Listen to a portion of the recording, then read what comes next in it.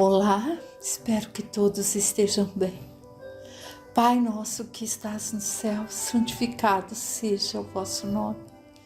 Venha a nós o vosso reino. Seja feita a vossa vontade, assim na terra como no céu. E o pão de cada dia dai-nos, ó Pai, hoje e sempre. Perdoa as nossas dívidas, como também devemos perdoar àqueles que nos devem. Não nos deixes cair em tentações. Livra-nos de todo mal. Que assim seja com a graça de Deus. Nós vamos dar continuidade ao estudo do Evangelho segundo o Espiritismo, capítulo 13, que vossa mão direita, que vossa mão esquerda não saiba o que faz a vossa mão direita. Estamos nas instruções dos Espíritos. Vimos na palestra anterior a caridade material e a caridade moral e continuaremos lendo a respeito disso. Na palestra anterior, vimos as palavras de Irmã Rosália, de Paris, 1860. Hoje, de um espírito protetor, Lyon, 1860. Vamos à leitura. Meus amigos, tenho ouvido muitos dentre vós dizerem: como posso fazer caridade se muitas vezes nem mesmo tenho necessário? A caridade, meus amigos, é feita de muitas maneiras. Podeis praticá-la em pensamentos, em palavras e ações. Em pensamentos, orando pelos pobres abandonados que desencarnaram sem mesmo terem visto a luz. Uma prece de coração os alivia. Em palavras, ao dirigir aos vossos companheiros de todos os dias alguns bons conselhos. Aos homens aflitos pelo desespero, pelas privações e que ofendem o nome do Altíssimo, dizei-lhes: eu era como vós, sofria, era infeliz, mas acreditei no Espiritismo e vede, agora sou feliz. Aos velhos que vos disserem: é inútil, estou no fim de meu caminho, morrerei como vivi, respondei: Deus tem para todos nós uma justiça igual. Lembrai-vos dos trabalhadores da última hora. As criancinhas que, já viciadas pela maldade dos mais velhos, vão se perder pelos caminhos, prestes a ceder às más tendências. Dizei-lhes: Deus toma conta de vós, meus queridos pequenos, e não temais em repetir-lhes sempre estas doces palavras. Elas acabarão por germinar em sua jovem inteligência e, em vez de pequenos desocupados e viciosos, tereis feito homens. Isto também é uma forma de caridade. Muitos dentre vós também dizem: somos tantos na terra, Deus não pode ver a cada um de nós. Escutai bem isto, meus amigos. Quando estáis no alto de uma montanha, vosso olhar não abrange milhares de grãos de areia que a cobrem? Pois bem, Deus vos observa da mesma maneira. Ele vos deixa usar o vosso livre-arbítrio, como deixeis esses grãos de areia se moverem ao sabor do vento que o desperta. A diferença é que Deus, em sua misericórdia infinita, colocou no fundo de vosso coração uma sentinela, vigilante, que se chama consciência. Escutai-a, ela vos dará somente bons conselhos. Às vezes poderei entorpecê-la, opondo-lhe o espírito do mal. Então ela se cala. Mas ficais certos de que a pobre e desprezada se fará ouvir, assim que deixardes que ela perceba em vós a sombra do remorso. Escutai-a, interrogai-a, e com frequência achareis consolo no conselho que dela tiverdes recebido. Meus amigos, A cada novo regimento, o general fornece uma bandeira. Eu vos dou a minha. Este ensinamento de Cristo: amai-vos uns aos outros, praticai-o, reuni-vos ao redor desta bandeira e recebereis a felicidade e a consolação. Bem, meus irmãos, aqui nós vemos nessa passagem um espírito protetor de 1860 em Lyon, que muitas vezes nos perguntamos, mas como posso ajudar se não tenho o necessário? E esse espírito protetor vem nos mostrar que muitas vezes uma palavra bem colocada àquele que está ao nosso lado é a melhor forma de caridade. É uma palavra para aquele que está sofrendo, é uma palavra aquele que já se acha velho demais e que não pode mudar. É uma palavra que Deus tome conta de vós, pequena criança. E que isso sendo dito a cada uma das crianças que estão por perto, vai germinar dentro dela e ela terá a certeza e a confiança e a fé em Deus, ao invés de se deixar perder por aí.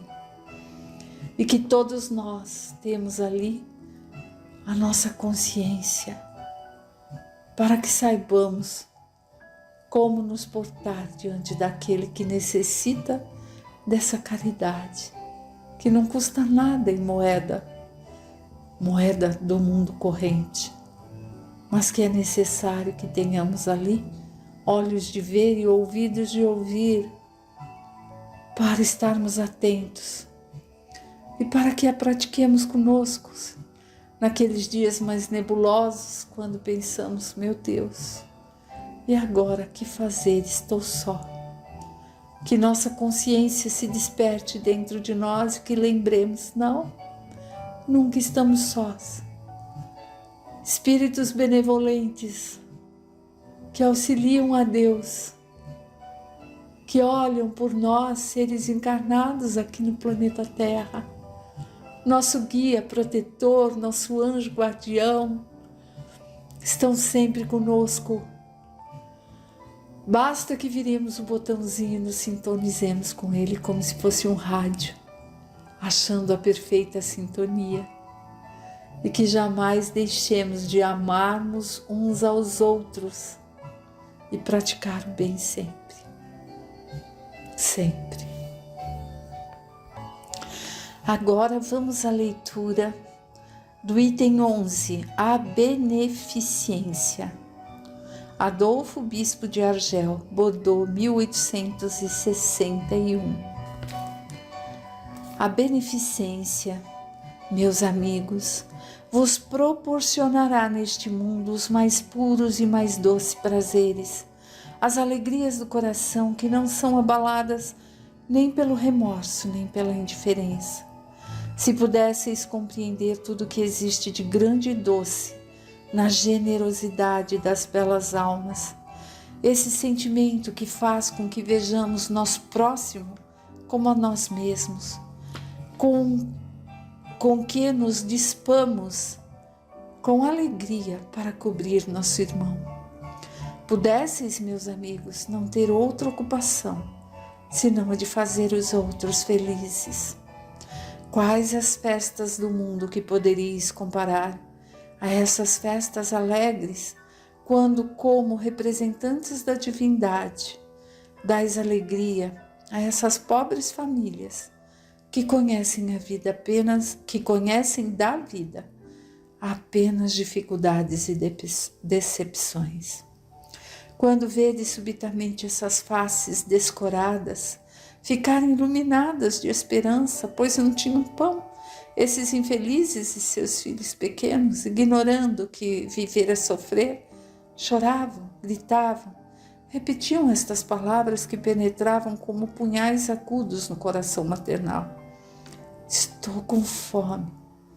Compreendei o quanto são deliciosas as impressões daquele que encontra alegria onde no momento anterior só havia desespero. Entendei quais são vossas obrigações para com os vossos irmãos. Ide ao encontro do infortúnio, ide em socorro principalmente das misérias escondidas, pois essas são as mais dolorosas. Ide, meus bens amados, e lembrai-vos destas palavras do Salvador. Quando vestirdes um desses pequenos, pensai que é a mim que estáis vestindo. Caridade, palavra sublime, que resume todas as virtudes. És tu que deves conduzir os povos à felicidade. Praticando-te, terão prazeres infinitos no futuro, e durante seu exílio na terra, tu serás sua consolação, a antecipação das alegrias que provarão mais tarde, quando se abraçarão todos juntos no amor de Deus. Foste tu, virtude divina, que nos proporcionaste os únicos momentos de alegria que senti na terra. Que meus amigos encarnados possam acreditar na voz do amigo que lhes fala e lhes diz: é na caridade que deveis procurar a paz do coração, o contentamento da alma, o remédio contra as aflições da vida. Quando estiverdes a ponto de acusar a Deus, lançai um olhar abaixo de vós e vereis quanta miséria há para aliviar. Quantas pobres crianças sem família, quantos velhos que não têm uma mão amiga para amparar e na morte lhes fechar os olhos. Quanto bem a ser feito! Não vos lamenteis, mas pelo contrário, agradecei a Deus e distribuí sem limites a vontade, vossa simpatia, vosso amor, vosso dinheiro a todos que, pobres dos bens deste mundo, se enfraquecem no sofrimento e na solidão. Conhecereis aqui na terra alegrias muito doces e mais tarde apenas Deus o sabe. Bem, amigos, aqui Adolfo, bispo de Argel, também está falando sobre a caridade moral e material. E me desculpem, porque tem partes dos textos que a espiritualidade nos trazem para que aprendamos com eles que chegam a emocionar e por vezes minha voz fica embargada. Perdão, mas vamos lá seguir, né? São Vicente de Paulo, Paris, 1852, também sobre a caridade moral e a caridade material. Item 12. Sede bons e caridosos. Esta é a chave dos céus que tendes em vossas mãos. Toda a felicidade eterna está contida neste ensinamento de Jesus. Amai-vos uns aos outros. Olhe, meus amigos, se nós prestarmos atenção, a espiritualidade, desde que começou, as instruções dos Espíritos sempre trazem: amai-vos uns aos outros, né? A alma somente pode se elevar às regiões espirituais pelo devotamento ao próximo e apenas encontra felicidade e consolo na prática da caridade. Sede bons, amparai vossos irmãos, deixai de lado a terrível chaga do egoísmo. Se cumprido este dever, abrirá o caminho da felicidade eterna para vós. Quem dentre vós não sentiu seu coração pulsar, sua alegria interior se ampliar ao relato de uma boa ação, de uma obra verdadeiramente caridosa? Se procurasseis apenas o prazer que proporciona uma boa ação, estaríeis sempre no caminho do progresso espiritual. Os exemplos não vos faltam. O que falta é a boa vontade, que é rara. Notai que a história guarda lembranças de amor e respeito por muitos homens de bem. Não vos ensinou Cristo tudo o que diz respeito a essas virtudes de caridade e amor? Por que deixar de lado os seus divinos ensinamentos? Por que fechar os olhos e ouvidos às suas divinas palavras e o coração às suas bondosas recomendações? Gostaria que se desse mais importância, mais fé às leituras evangélicas. No entanto, abandona-se esse livro, faz-se dele uma palavra vazia, uma carta fechada. Deixa-se esse código admirável no esquecimento. Vossos males são consequência apenas do abandono voluntário desses resumos das leis divinas. Lede estas páginas ardentes do devotamento de Jesus e meditai sobre elas.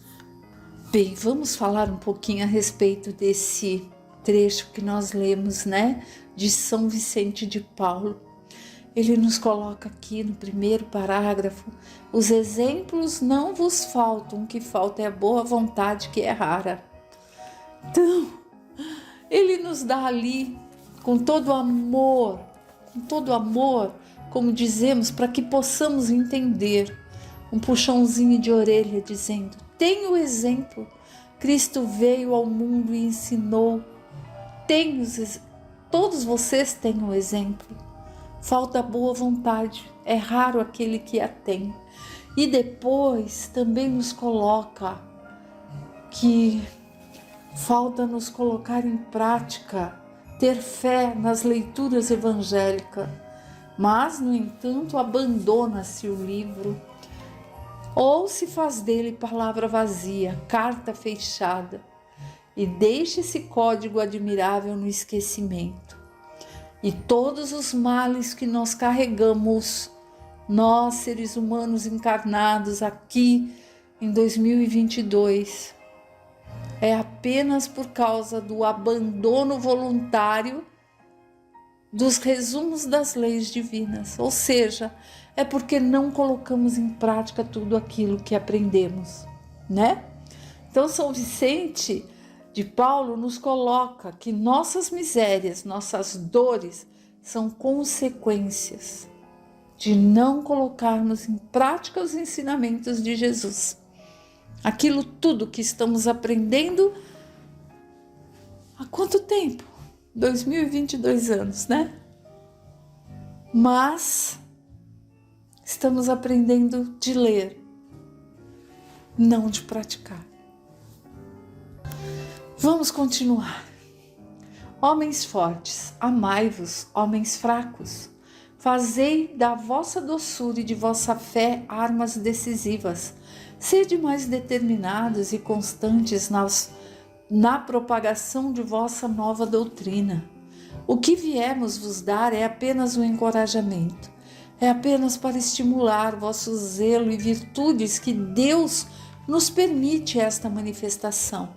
Porém, já vos bastaria a ajuda de Deus e a vossa própria vontade, pois as manifestações espíritas se produzem especialmente para aqueles que têm olhos fechados e corações indóceis.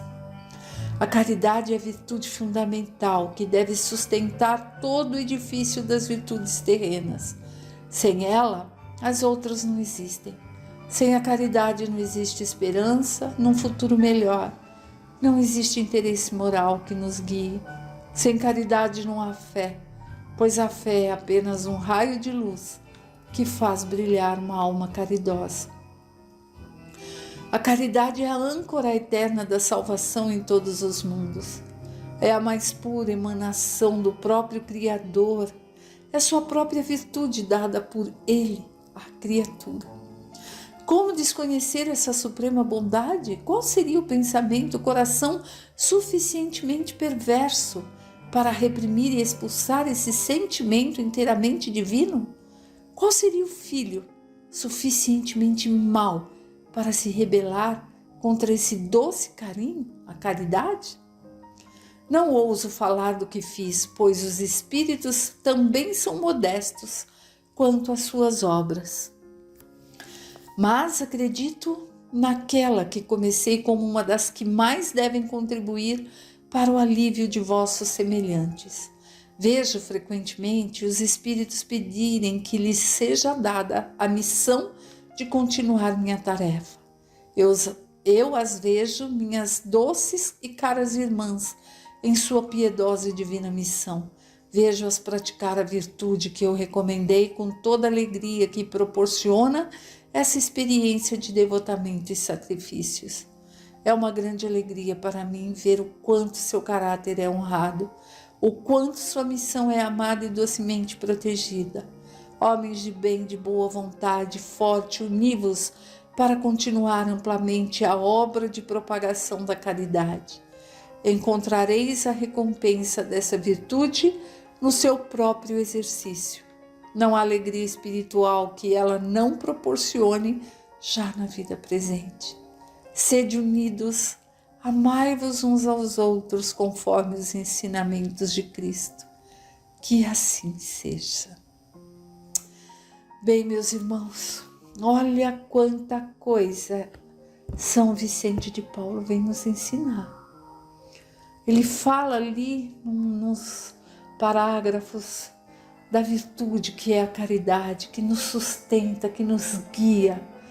Caridade, né? Sem a caridade não há fé, porque não há raio de luz que possa brilhar se não há ali uma alma caridosa para que consiga fazer isso.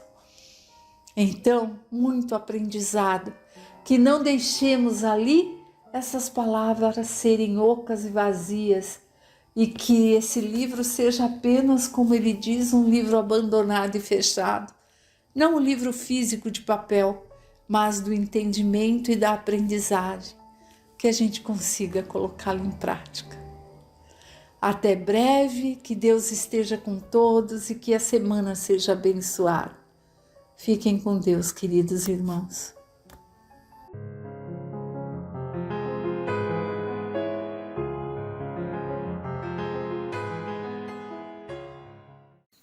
Rogando o amparo de Deus, nosso Criador, e Jesus, nosso Mestre e amigo, vamos a mais uma leitura do Livro dos Espíritos por Allan Kardec. Estamos no capítulo 12, Perfeição Moral, item 1, As Virtudes e os Vícios. Pergunta 893. Qual a mais meritória de todas as virtudes? Todas as virtudes têm o seu mérito, porque todas são indícios de progresso no caminho do bem. Há virtude sempre que há resistência voluntária ao arrastamento das más tendências, mas a sublimidade da virtude consiste no sacrifício do interesse pessoal para o bem do próximo, sem segunda intenção. A mais meritória é aquela que se baseia na caridade mais desinteressada. 894.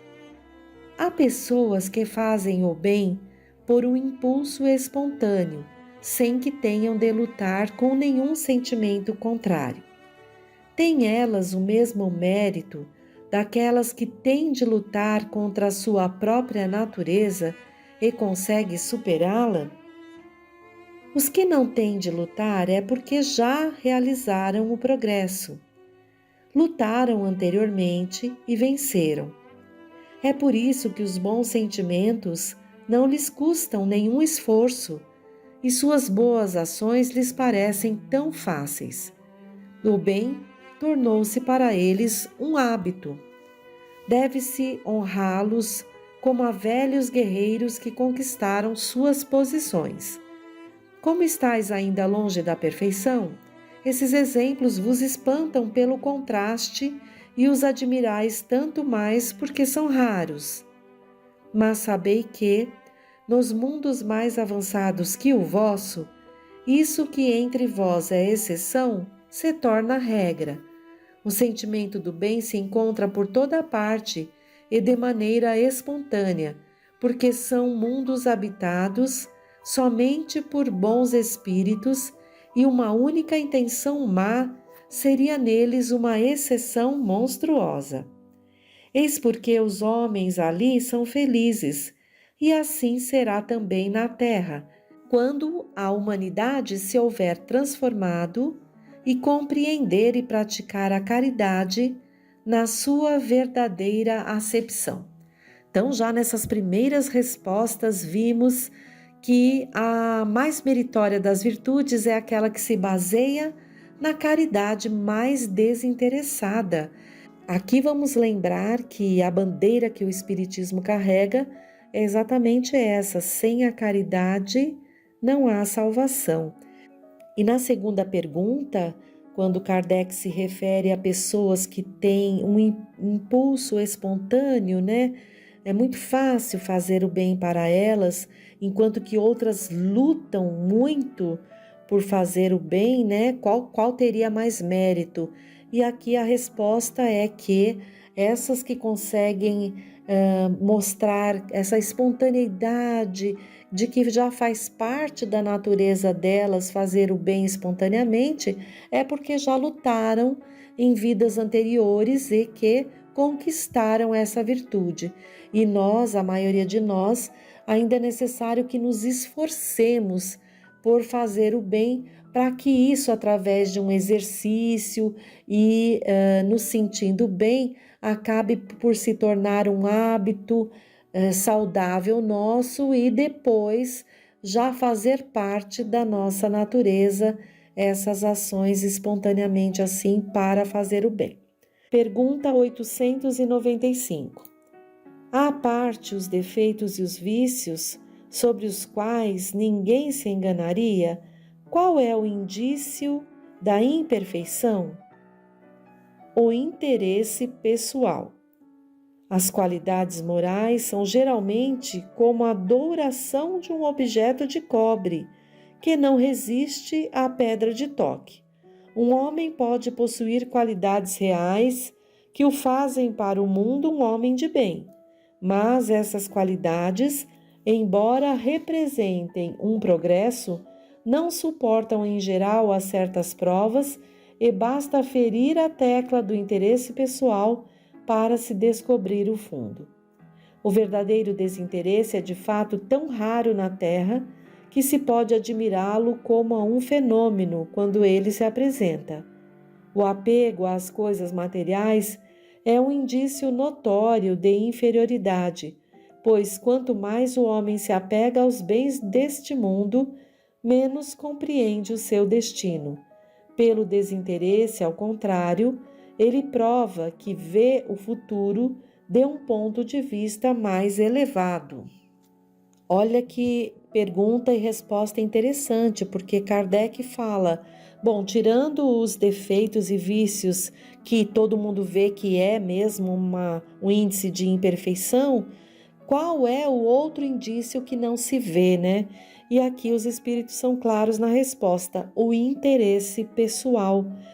E acrescenta aqui mais para frente que basta ferir a tecla do interesse pessoal para se descobrir ali o caráter daquele que está com essa aparência de caridoso. E essa resposta vem falar de cada um de nós, que ainda está exercitando, buscar aprender a fazer o bem, sentir prazer verdadeiro em fazê-lo, em não querer nada em troca. E isso nós vamos estar consolidando esse sentimento aos poucos, conforme nós vamos exercitando a caridade, tendo as várias oportunidades de encarnação, estarmos vigilantes, orarmos e vigiarmos a cada segundo para não perdermos a oportunidade que esse Deus Pai sempre nos apresenta para fazer o bem. 896.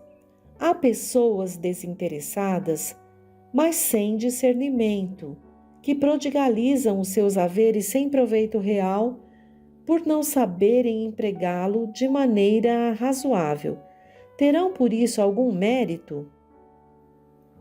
Tem o mérito do desinteresse, mas não o do bem que poderiam fazer. Se o desinteresse é uma virtude, a prodigalidade irrefletida é sempre pelo menos uma falta de juízo. A fortuna não é dada a alguns para ser lançada ao vento. como não o é a outros para ser encerrada num cofre. É um depósito de que terão de prestar contas, porque terão de responder por todo o bem que poderiam ter feito e não o fizeram, por todas as lágrimas que poderiam ter enxugado, com o dinheiro dado aos que, na verdade, não estavam necessitados. Por isso que a prova da fortuna também não é uma prova fácil, e muitos de nós haveremos de falhar ou já falhamos muitas vezes por não saber fazer o bom uso. 897. Aquele que faz o bem sem visar a uma recompensa na terra, mas na esperança de que lhe seja levado em conta na outra vida e que nessa a sua posição seja melhor, é repreensível e esse pensamento prejudica o seu adiantamento? É necessário fazer o bem por caridade, ou seja, com desinteresse. 897A. Mas cada um tem o desejo muito natural de progredir para sair da situação penosa desta vida. Os espíritos nos ensinam a praticar o bem com esse fim.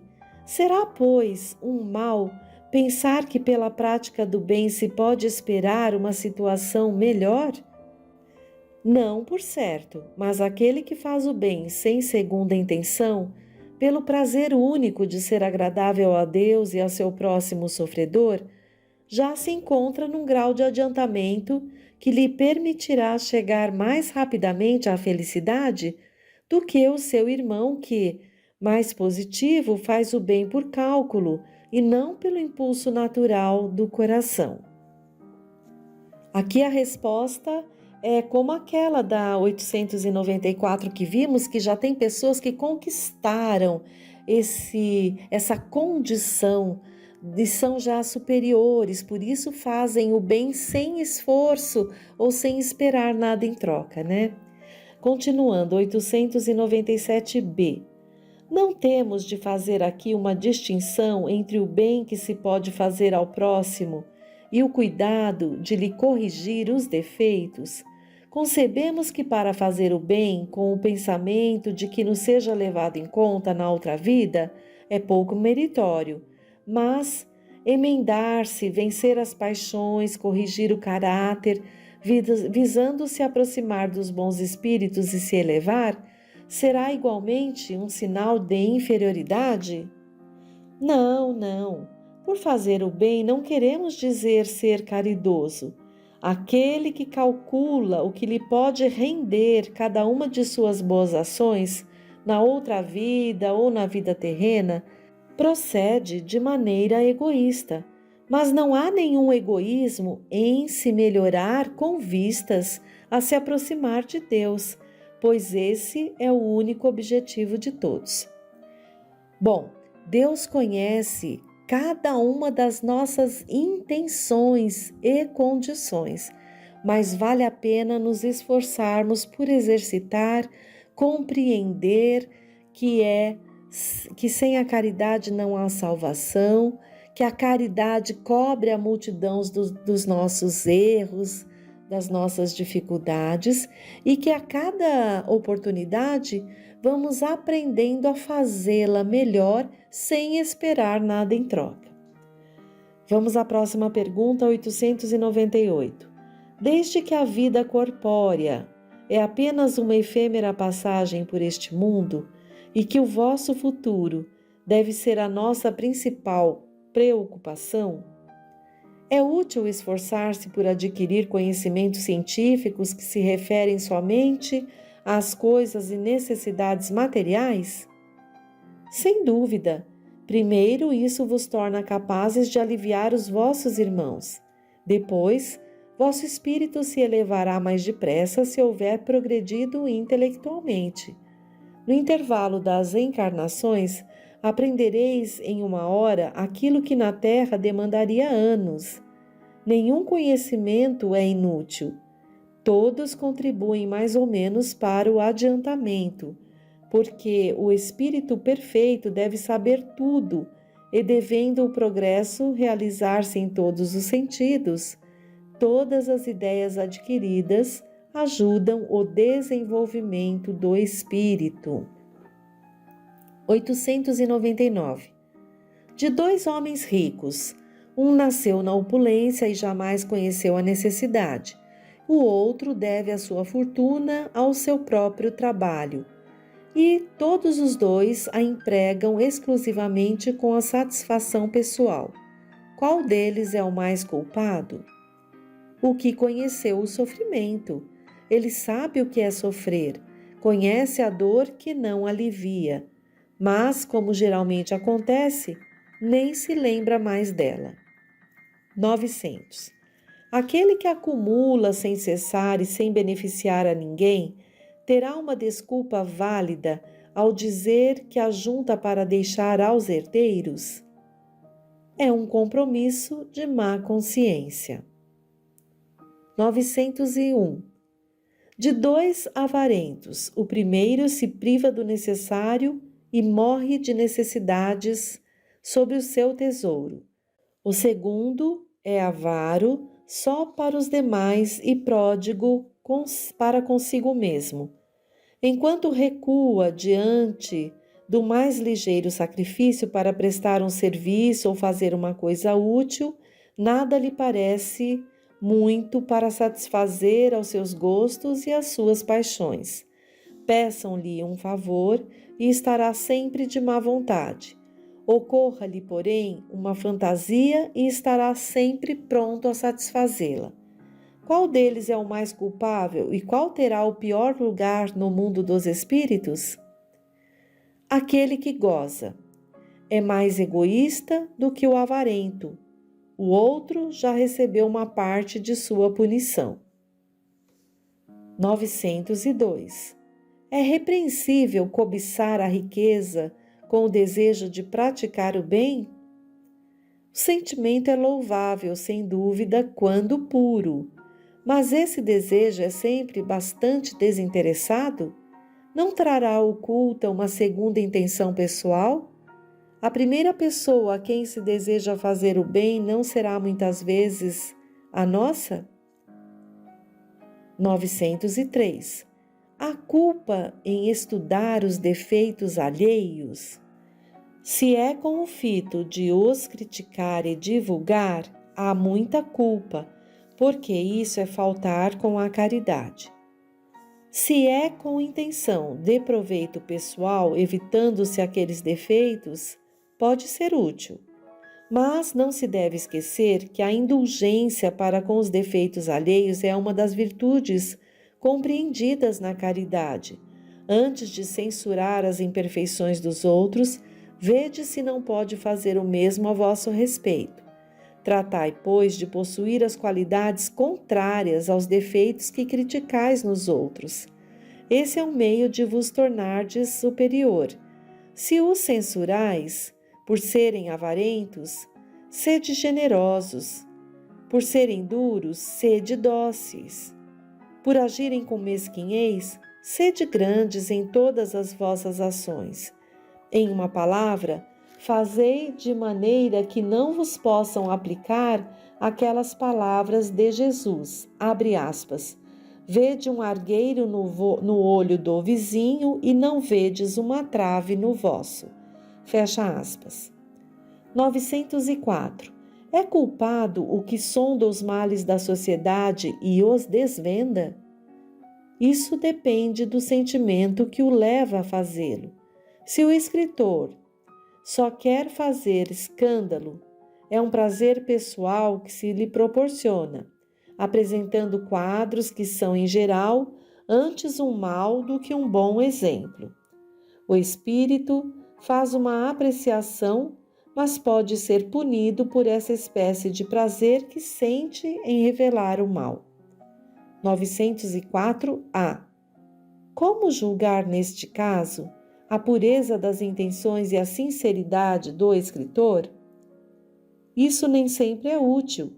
Se ele escreve boas coisas, procura aproveitá-las. Se escreve más, é uma questão de consciência que a ele diz respeito.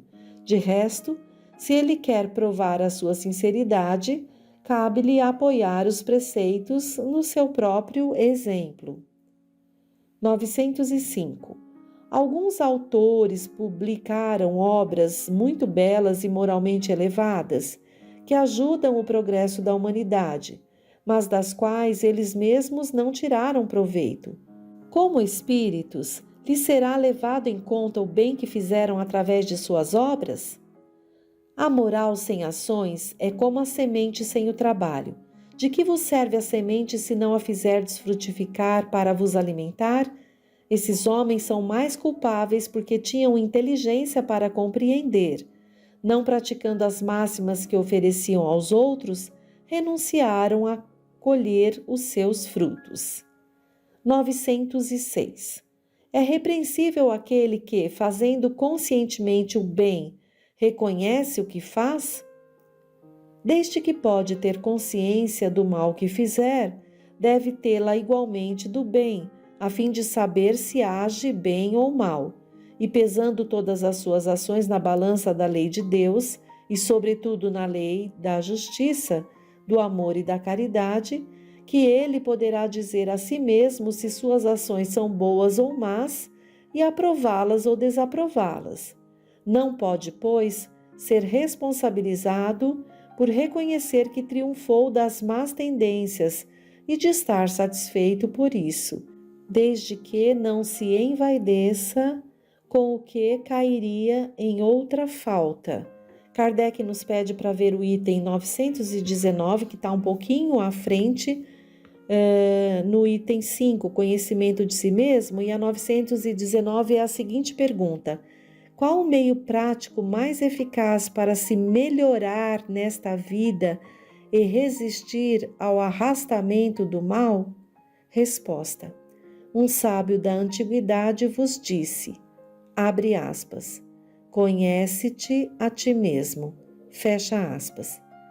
Então aqui, queridos irmãos, finalizamos essas leituras dessas perguntas e vamos refleti-las também sobre as virtudes, os vícios, procurar fazer ali o esforço por aprender a prática da caridade e que isso se torne uma virtude a cada um de nós. Até o próximo encontro.